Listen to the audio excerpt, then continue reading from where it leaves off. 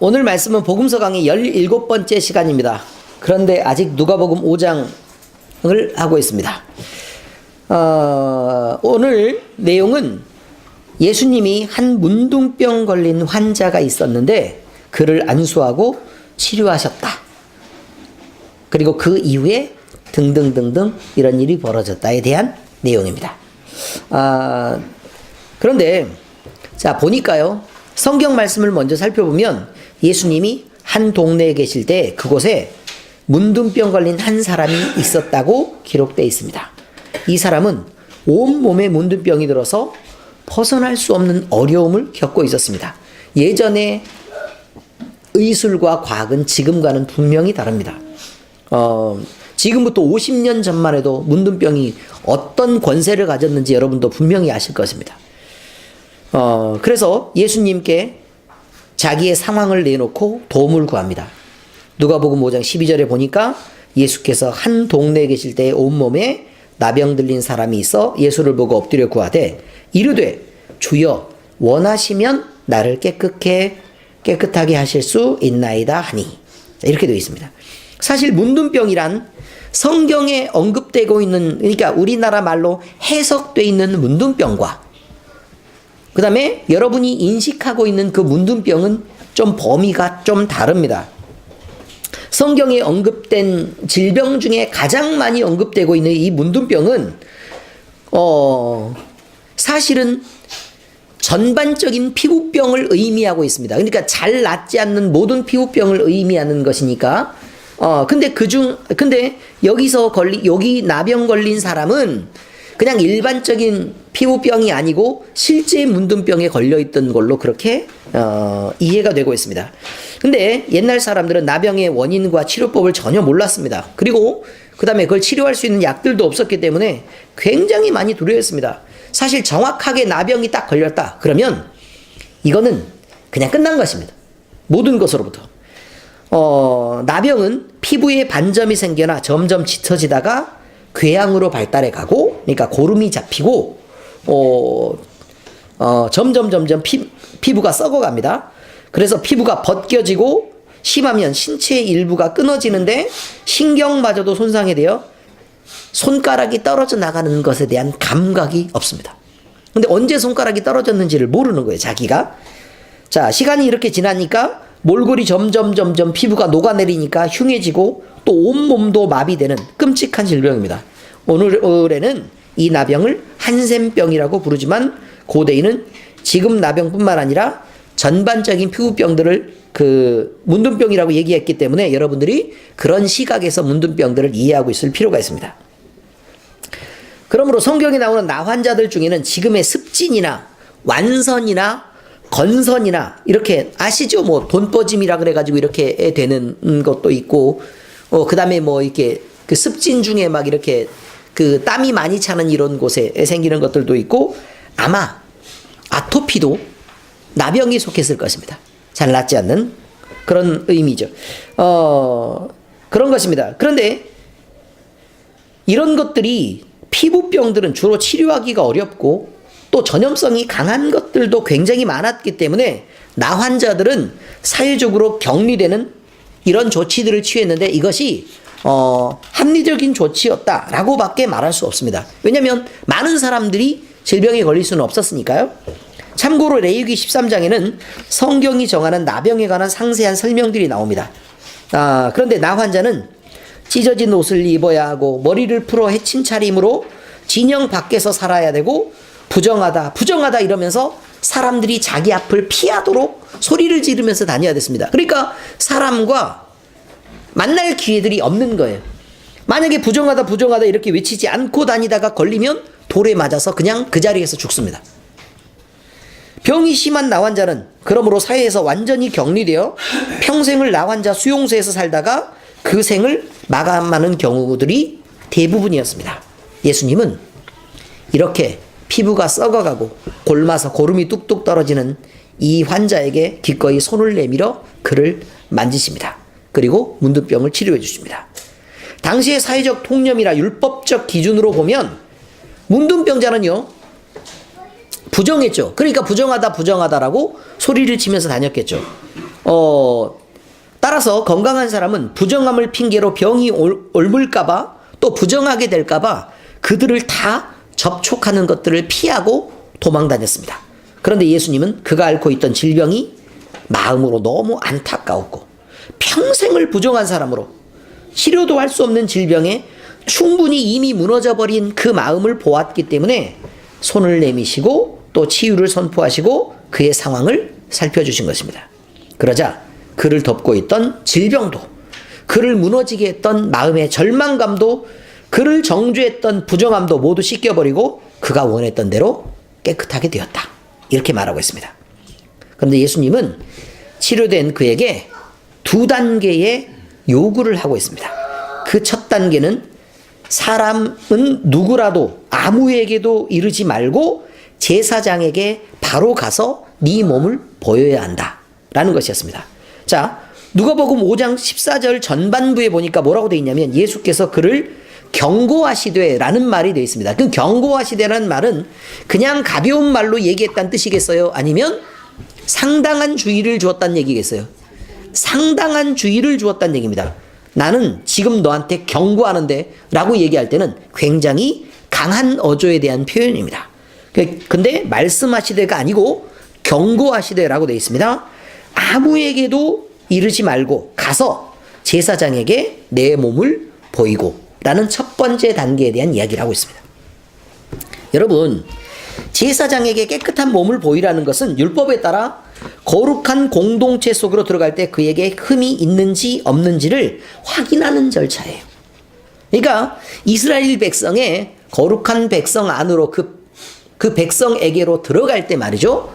들어갈 때 나 환자가 부정한 상태에서는 들어갈 수가 없으니까 완전히 치료가 되었으면 제사장에 가서 몸을 보이고 증명을 받는 거예요. 그 증명을 받고 나면 이제는 들어가도 좋다라고 허락을 하면 예물을 드려서 그걸 하나님께 감사의 제물을 드리고 그 다음에 안으로 들어올 수 있게 되었다. 그런 의미입니다. 자, 이것은 여러분이 이 거룩한 교회를 이루는 하나의 지체인데 여러분에게 부정함이 있었을 때 교회 안에 정확한 소속으로 있지 못하게 된단 말입니다. 그래서 여러분들이 그 부정함을 벗고 교회 안에 정확한 멤버로 들어오게 되었을 때 말이죠. 지체와 가족으로 이렇게 들어오게 되었을 때는 여러분이 그 부정함들을 씻고 무리 안으로 들어와야 한다라는 얘기를 지금 말하고 있는 것입니다. 그런데 예수님이 얘기하는 건 그거죠. 경고하시는 내용은 뭐냐면 제사장에게 몸을 먼저 보이기 전에는 사람에게 먼저 보이지 말라고 얘기하신 것입니다. 그건 왜 그런 거냐면 예수님이 병을 고쳐주셨잖아요. 근데 사람 앞에 먼저 얘기한다는 것은 제사장으로부터 정확한 확인을 받기 전에 그들 속으로 먼저 들어간다는 말이어서 그것이 안 된다고 얘기를 하는 것입니다. 첫 번째는 그거예요. 둘째, 예수님이 치료하신 그 치료는 단지 병만 낫게 한 것이 아니고 교회 안에 정확한 멤버로 들어갈 수 있도록, 지체로 들어갈 수 있도록 온전하게 하기 위한 회복의 절차들을 완성하기 위한 것입니다. 그런데 그 회복의 절차를 다 거치지 않고 그냥 그 안으로 뛰어들지 말라고 얘기하는 것입니다. 그런 것이 필요하죠. 그 다음에 또 어떤 부분이냐면 예수님이 그럼 그 사람에게 바로 뛰어들었다는 얘기는 자기가 혼자 흥분해가지고 단지 치료받은 것들만 드러내지 자기가 온전한 회복을 했다라는 것들을 더 드러내기 위한 게 아니란 말이죠. 우리가 아시잖아요. 병을 치료를 받으면 여러분 교회 안으로 모두 다 들어옵니까? 아니죠. 그들이 병을 치료받으면 나 이렇게 치료받았어 이렇게 치료받았어 라고 얘기하는 것만 해도 사실은 감지덕지입니다. 기도를 받고 병을 치료받으면 그냥 뭐 어떻게 해서 나았어? 라고 얘기하지 교회에 와서 기도받아서 병을 치료받았다라는 말을 하는 걸 굉장히 부끄럽게 생각합니다. 이상한 사람 취급받을까 봐. 한마디로요. 치료하신 예수님은 어디 간 데가 없고 나은 자기, 건강한 자기 이것만 생각하고 자기 자존심만 높아져 있는 그런 모습들을 허다하게 본단 말입니다. 이 나병 환자도 그렇게 됐을 가능성이 대단히 많다고 얘기하는 것입니다. 자, 그 다음에 두 번째 단계는 정한 예물을 드리라는 것입니다. 여러분은 예물 그러면 마음에 부담이 될 수 있을 텐데, 하나님은 하나님을 보러 오는 모든 사람은, 다시 말해서 예배하는 모든 사람은 그 높으신 하나님을 만날 때 합당한 선물을 준비해야 된다고 얘기합니다. 이것이 정한 예물입니다. 그래서 예물은 하나님이 하신 일을 인정하는 것이기도 하고, 또 자기에게 베푸신 은혜를 기억하며 감사로 하나님을 높이는 것입니다. 예물을 드리지 않는다는 것은 하나님이 하신 일을 인정하지 않고 자기 베푸신 은혜를 기억하지 않겠다는 말도 되는 것입니다. 마태복음 6장 21절에 보니까 뭐라고 돼 있냐면, 네 보물이 있는 곳에는 네 마음도 있느니라 그랬습니다. 제가 말씀드렸죠. 이렇게 얘기합니다. 너무 귀한 것을 어느 그릇 안에 이렇게 감춰놓았단 말입니다. 금요일 날 제가 드린 말씀이에요. 너무 귀한 걸 그릇 안에 이렇게 감춰놓고 살짝 모르게 이렇게 덮어놨어요. 근데 사람들이 와서 막 이렇게 여기저기 막 찾아다니면서 어디 먹을 거 없어? 이렇게 돌아다니면 그 그릇 근처에서 안절부절 못하고 이게 어쩔 줄 모르죠. 그렇지 않습니까? 그죠? 온통 신경이 어디에 쓰여 있다고요? 네, 그릇 안쪽에 쓰여 있는 거예요. 내 보물이 있는 곳에 내 마음도 있느니라. 이렇게 된 거예요. 예를 들까요? 여러분이 만약에 로또에 복권에 당첨되셨어요. 근데 그 종이 한 장이죠. 아무 호주머니나 집어넣어놓고 여러분이 마음껏 돌아다니고 아무렇게나 세탁소에 맡기고 그렇습니까? 복권 한 장을 당첨받았으면요, 분명히 바지 주머니에 복권이 있는 줄 압니다. 그래도 세탁소에 웃옷을 맡길 때도 혹시 거기에 들어갔을지 모르니 점검을 다 해가지고 복권이 있는 위치를 확인하고 나서야 얘를 세탁소에 맡길 수 있는 것입니다. 그렇지 않습니까? 그 다음에 빨래를 하려고 해도요, 분명히 복권은 여기 있는데 보면서도 다른 옷도 다 뒤져가지고 이렇게 하는 법이에요. 왜요? 혹시나 그게 들어가면 안 되거든요. 내 보물이 있는 곳에 내 마음도 있느니라.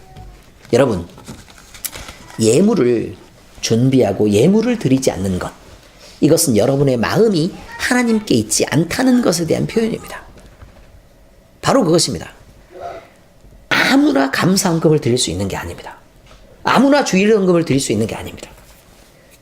아무나 건축헌금, 선교헌금, 또 아무나 11조의 예물을 드릴 수 있는 게 아닙니다. 그렇기 때문에 여러분에게 드리라고 요구하는 것이 아니라 드리는 그 마음이 하나님 앞에서 구분되었다고 얘기하는 것입니다.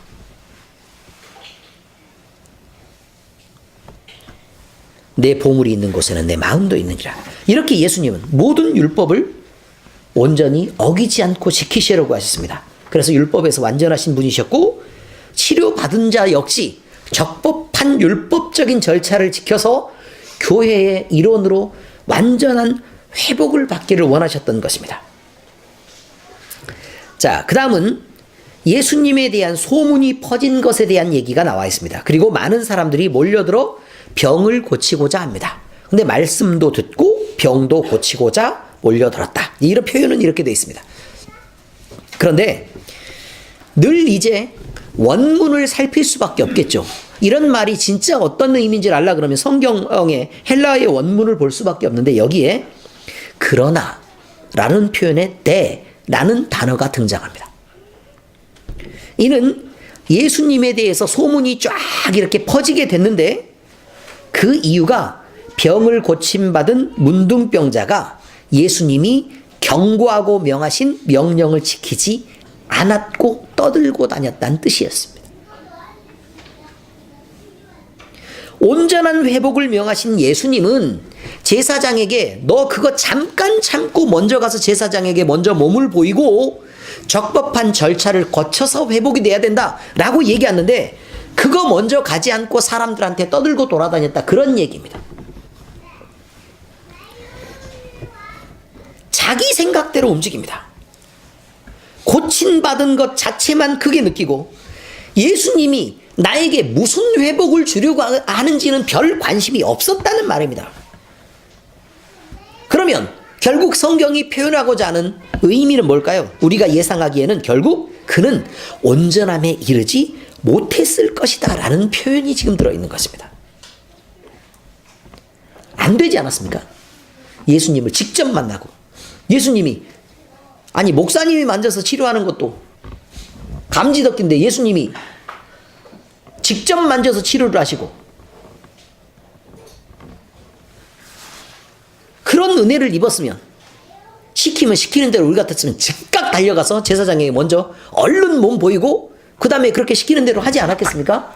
그런데 사람들은 그렇지 않다는 얘기를 말하고 있습니다. 하나님의 말씀과 능력 안에서 온전한 회복을 제안합니다. 늘 그렇게 말합니다. 제가 성경 말씀으로 그렇게 하지 않습니까? 온전하게 회복되십시오. 온전하게 회복되십시오. 그런데 여러분, 사람은 늘 자기의 필요한 것들만 취하고 복음은 버려지는 것이 다반사입니다. 그러면 기적을 체험한 이들이라도 결국 그 영혼에 무슨 유익이 남겠습니까? 성경은 말하고 계십니다. 세상에 있는 것이 전부가 아니다.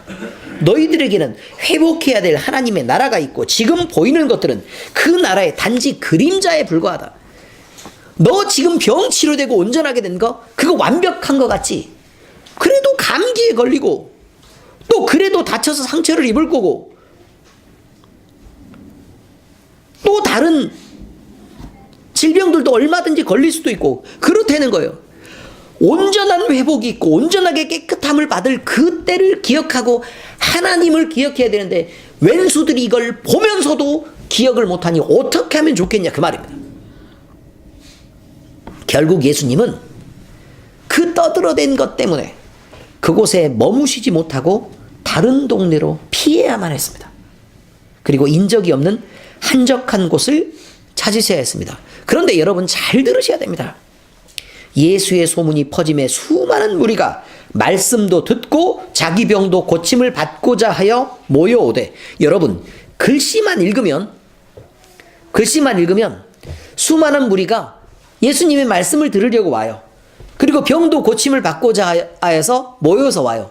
그럼 예수님이 우리가 생각할 때는 당연히 하나님의 그냥 병만 고침을 받으러 온 것도 아니고 하나님의 말씀을 들으려고 왔으니까 말씀도 전하고 또 교육도 시키고 또 안수받고 치료도 해주시면 온전히 회복돼서 그날 잘 끝날 것 같지 않습니까? 그렇지 않습니까? 치료만 받으러 온 것도 아니고 말씀 들으려고 왔다니까요. 예배 드리려고 왔고. 그런데 예수님은 오히려 그들을 피해 한적한 곳으로 가서 기도하십니다. 누가복음 5장 16절에 보니까 예수는 물러가서 한적한 곳에서 기도하시니라. 이 내용의 말씀을 잘 들어보실 필요가 있어요. 자, 여러분도 이걸 들으면 도대체 예수님의 행동이 약간 이해가 좀 안 가죠. 그렇죠. 그래서 헬라의 원문이 있는 거예요. 원문이 있는 거예요. 자, 이 내용은 말씀을 듣고 자기 병도 치유받으려고 모이는 사람들이 많이 있었는데 예수님은 오히려 말씀을 전하시지도 않았다. 이런 거예요. 그 다음에 치료를 행하시지도 않았다. 그리고 한적한 곳으로 물러가셨다. 라는 말인데 여기 한적한 곳이란 에레모스, 즉 광야를 의미해서 사람들이 거의 안 다니는 곳을 의미합니다. 그리고 그곳에서 마음을 모아서 자기 하나님과 아버지와 교제에 집중하셨던 것을 볼 수 있습니다. 성도들이든 사역자들이든 이것을 반드시 기억해야 됩니다. 하나님의 일을 하는 것, 움직이는 것보다는 하나님과 관계를 정리하는 것이 먼저입니다. 겉으로 표현되는 결과를 만들어내는 것보다 성도는 늘 감춰진 마음의 중심을 구분하는 것이 먼저입니다. 예수께서 물러가서 한적한 곳에서 기도하시게 된 것, 이것은 역시 또 뭐가 들어있는 거냐면 그러나라는 말이 이 안에 포함되어 있습니다. 그러나 예수님은 수많은 말씀도 듣고 병도 고치려 오는 사람들에게 그것을 행하지 않았다. 이런 말들이 들어있다고요. 왜냐하면 말이죠. 여러분, 우리가 말씀을 듣는 건 우리를 변화시켜서 하나님의 영광이 되게 하기 위해서 그렇습니다. 치료를 받는 것은 단지 우리 몸에 낫는 것뿐만 아니라 우리가 회복되어서 하나님 편으로 가까이 다가가기 위해서 그렇습니다. 여러분 자신만을 위한 말씀이나 여러분 자신만을 위한 치료를 여러분이 원하고 계시다면 그것은 하나님의 뜻이 아닙니다. 목적에서 벗어나 있습니다. 그리고 방향도 하나님을 향한 화살표가 돼야지 나를 향한 화살표여서 말씀도 구하고 치료도 구한다면 그것은 잘못됐다고 얘기하는 것입니다. 여러분의 신앙과 치료, 회복 이 모든 것들이 과연 하나님을 향해서 내가 다가가고 하나님을 향해서 영광을 돌리기 위해서 필요한 것들이어서 내가 그것을 원하고 있는가? 아니면 내가 좀 잘 되고 내가 좀 회복되고 내가 덜 아프고 내가 유익을 누리기 위해서 그것을 원하고 있는가를 생각하셔야 된단 말입니다. 그러면 만약에 여러분이 그것을 원하고 있다면 여러분은 하나님 앞에서 잘못 구하고 있는 것입니다. 이제 말씀을 보시면서 도움이 되는 영적 교훈과 우리 삶에서 적용해야 될 내용에 대해서 이제 전체를 보면서 한번 살펴보겠습니다.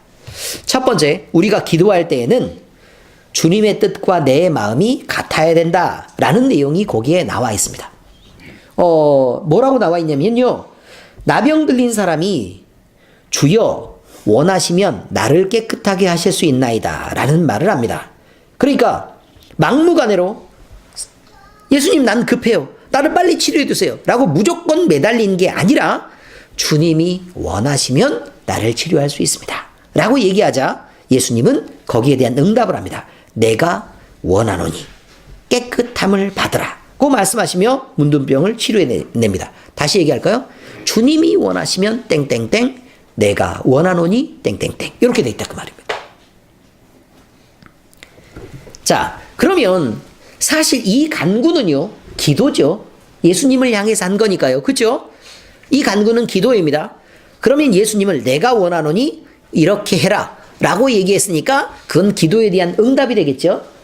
네, 그런 것입니다. 그런데 두 마음이 일치하고 있지 않습니까? 네, 그렇습니다. 우리는 여기서 올바른 기도의 자세가 어때야 되는가 라는 것을 배워볼 수 있습니다. 우리는 많은 소원과 희망들을 갖고 살아가고 있습니다. 그 중에 때로는 우리가 가진 힘만으로는 얻기 어려운 것들이 대부분 많이 포함되어 있습니다. 우리의 힘으로 안 되니까 예수님의 힘을 빌려보자 라는 것들이 포함되어 있단 말입니다. 그래서 우리는 사업의 형통을 말하고 재물의 풍요를 얘기하고 자녀가 잘 되는 일, 또 세상의 권세를 회복하는 일, 또 내가 건강을 지키고 병이 치료되는 여러 가지 문제들을 구하면서 하나님께 매달리곤 합니다. 이럴 때 우리는 반드시 전제되는 조건이 있습니다. 먼저 물으셔야 합니다. 하나님의 뜻은 어디에 있는지, 또 지금 현재 이런 고난을 허락하시는 하나님은 내 고난을 통해 무엇을 우리에게 또 우리 영혼의 유익을 위해 이루려고 하시는지를 여러분이 생각하셔야 된다 그 말입니다. 하나님은 우리가 소원을 가졌다고 해서 무조건 응답하시는 그런 분이 아닙니다. 주님의 의지도 존재하고 또 주님이 우리를 향한 계획도 있고 이것이 내 마음과 합해서 일치할 때 응답이 있는 것입니다. 그럼 여러분은 이렇게 얘기하겠죠. 하나님의 뜻에 맞는 것만 하나님이 하시고 안 맞으면 안 할 거니까 뭐 어차피 우리가 하나님 마음대로 되는 거면 간구할 필요도 없겠네. 이런 분들이 있을 수 있겠죠. 그렇죠? 야고보서에서는 이런 사람들을 위해 이런 말씀을 하고 있습니다. 너희는 욕심을 내어도 얻지 못하며 살인하며 시기하여도 능히 취하지 못함으로 다투고 싸우는도다. 너희가 얻지 못함은 구하지 아니하기 때문이요 구하여도 받지 못함은 정욕으로 쓰려고 잘못 구하기 때문이라. 그런데 꼭 구하는 건 정욕으로 쓰려고 잘못 구하는 것들만 맨날 구하고 또 필요한 것들은 구하지 못해서 얻지를 못하고 하는 일이 벌어진단 말입니다. 성경의 내용은 그거죠. 얻을 수 있다 아니면 얻을 수 없다. 어떤 부분이겠습니까? 얻을 수 있다입니다. 얻을 수 있다. 그러나 구하지 않으면 얻을 수 없다라고 얘기하고 있습니다. 또한 잘못 구한 것은 구해도 얻을 수가 없다. 그러니까 정욕으로 쓰려고 잘못 구하지 말고 살펴서 무엇이 하나님의 뜻에 합한 것인지를 살펴서 구해야 된다라고 지금 얘기를 하는 것이지, 구하지 말라고 얘기한 게 아닙니다. 만약에 우리에게 반드시 필요하고 하나님이 이루실 일이 있어도 우리가 구하지 않으면 하나님은 베풀지 않는다고 얘기하고 있습니다. 또 요한 1서에는 기도에 대한 이런 구절도 함께 등장하고 있습니다. 그를 향하여 우리가 가진 바 담대함이 이것이니 그의 뜻대로 무엇을 구하면 들으심이라. 우리가 무엇이든지 구하는 바를 들으시는 줄을 안즉 우리가 그에게 구한 그것을 얻은 줄을 또한 아느니라. 여러분, 구하란 얘기예요, 안 구하란 얘기예요? 구하란 얘기예요. 그런데 한두 가지를 구하란 얘기예요, 무엇이든지 구하란 얘기예요? 무엇이든지 구하라. 단지 조건이 존재할 뿐입니다. 그의 뜻대로. 그의 뜻대로.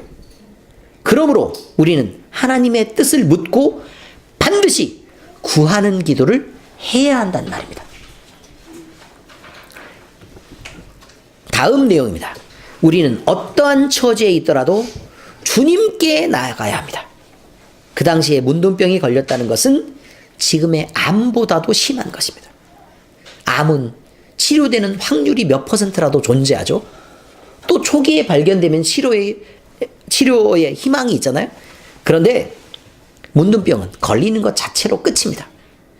모든 삶을 놓아야 합니다. 왜냐하면 사람과 만날 수가 없는데 당연히 놔야 되죠. 또 모든 관계로부터 버려집니다. 여러분이 그렇게 자식을 귀하게 여기고 부모를 소중하게 생각하고 내 남편을 그렇게 아끼고 사랑해도 여러분이 만약에 문둥병이 그때 당시에 걸렸다 그러면 반드시 분리시켜서 여러분은 가족과 떨어져 있어야 합니다. 절대로 가족을 만날 수 없습니다. 찾아갈 수도 없습니다. 여러분이 지금까지 평생 모아둔 재물이 있었다라고 가정해도 역시 쓸 수가 없습니다. 누굴 만나야 쓰죠. 뭘 사고 팔라 그래도 만나야 사고 팔 수 있는 거 아닙니까? 그저 남들이 버려놓은 것을 주워 먹는 것 외에는 다른 방법이 없단 말입니다. 그 다음에 지금까지 여러분이 쌓아왔던 업적과 명예가 있어서 여러분의 이름이 사람들 사이에 빛나도 문둥병이 걸리는 순간 여러분은 부정하다고 취급받습니다. 그래서 아무것도 아닌 게 됩니다. 사업이 망하고 안 망하고의 문제는 사람을 만날 수 있을 때, 그리고 내 생명이 가치가 있을 때 얘기입니다. 돈을 많이 벌고 적게 벌고의 문제 역시 사람들 사이에 있을 때의 문제입니다. 직업이 좋고 나쁘고의 문제 역시 사람을 만나고 생활이 유지가 될 수 있을 때의 문제입니다. 이것은 이미 그 차원을 넘어선 문제라는 뜻입니다. 나병에 걸려버리면 사람들을 만나서 느끼는 수치심마저도 사치스럽습니다. 왜냐하면 만날 수 있어야 수치를 느끼죠. 만날 수가 없는데요, 절대적인 고독 속에 빠져갑니다. 부정한 사람은 사람들이 있는 곳에 함께 어울릴 수가 없습니다. 그런데 이 나병 환자는 포기하지 않았습니다. 사람들이 있는 곳에 왔습니까? 안 왔습니까? 왔습니다. 왜요? 치료의 소문을 들었기 때문입니다. 예수님의 소문을 들었기 때문이다. 자, 그러면 이 사람이 오기 위해서는 뭘 걸어야 되죠? 목숨이에요. 생명을 걸어야 합니다. 그런데 왔습니다. 그리고 사람들이 듣고 있는데 말을 꺼내는 순간 이 사람이 맞아 죽을지도 모를 일입니다. 그렇죠? 그런데 그 순간에 예수님의 치료가 행해지자 예수님을 만난 그 놀라운 결과들이 이 사람 안에 펼쳐진 것입니다. 모든 것이 달라졌습니다. 우리가 가진 절망과 또 우리가 가질 수 있는 소망에 대해서 예레미야 선지자는 에가에서 이렇게 말하고 있습니다. 내 고초와 재난, 곧 쑥과 담즙을 기억해 주십시오.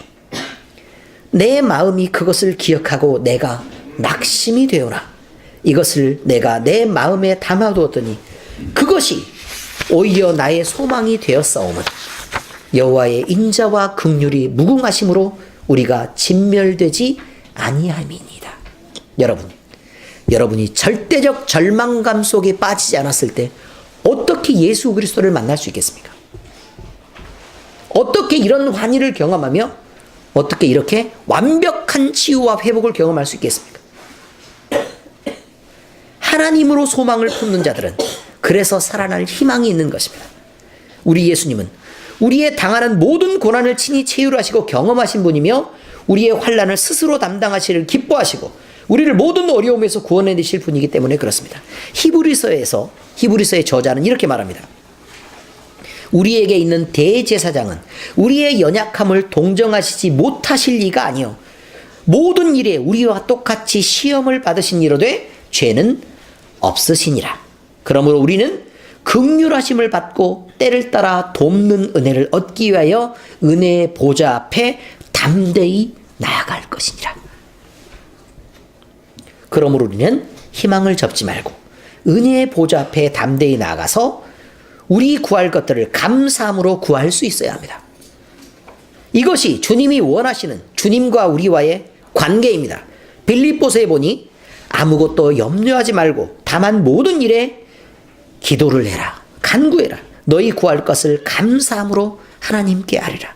그리하면 모든 지각에 뛰어난 하나님의 평강이 그리스도 예수 안에서 너희 마음을 지키시고 생각을 지켜주실 것이다. 이렇게 얘기하고 있습니다. 이제 세 번째입니다. 사랑은 언제나 구체적이고 실제적이어야 한다 라고 되어 있습니다.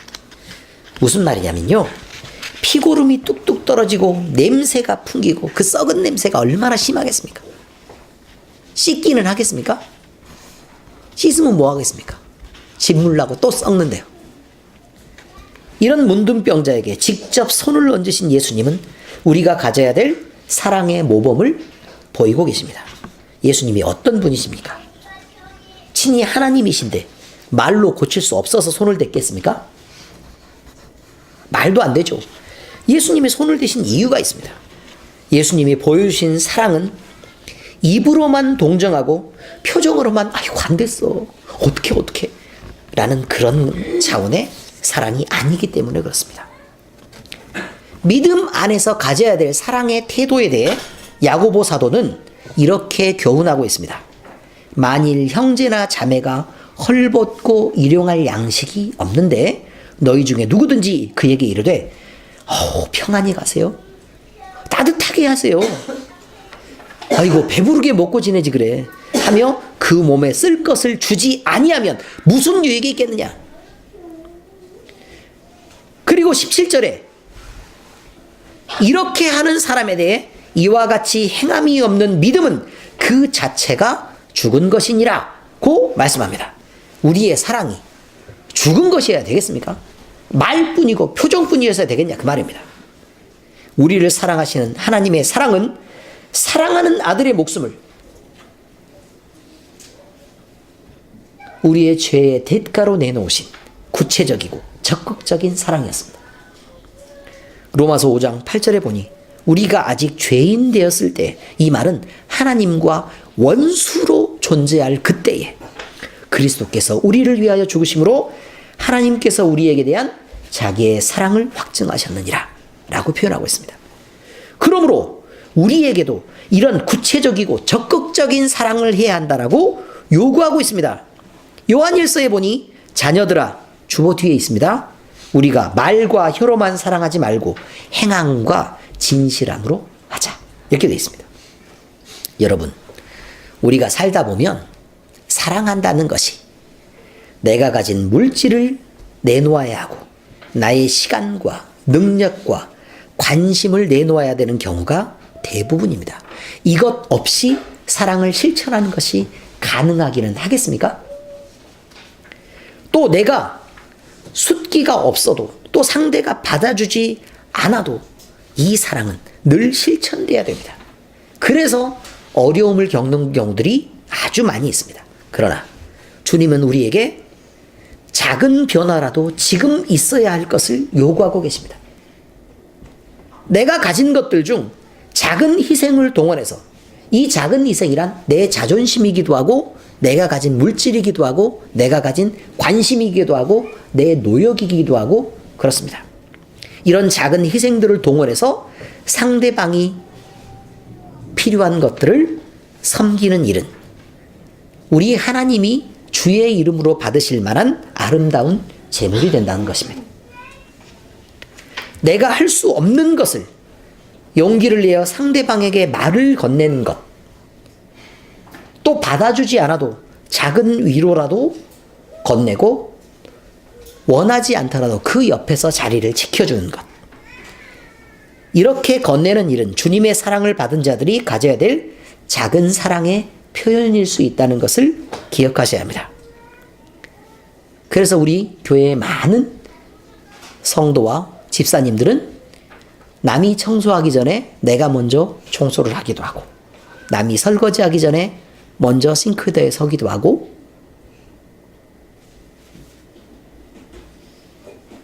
또 다른 사람이 더 좋은 걸 먹기를 기다리고 맛있는 것이 있으면 밀어주고 양보하고,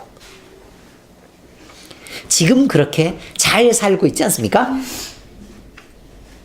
이런 작은 일이 구체적이고 적극적인 사랑의 작은 습관이 몸에 뵐 수 있도록 실천할 때 하나님은 우리를 들어 교회를 바로 세우고 하나님의 나라를 우리 가운데 만들어내실 것입니다. 우리 엘림교회는 모든 성도들이 작은 사랑이라도 적극적으로 나누는 자들이 되어 사랑도 습관이 될 수 있다는 것을 예수님 앞에서 증명해내는 여러분들 모두 될 수 있기를 살아계신 예수 그리스도의 이름으로 축원합니다. 기도하시겠습니다.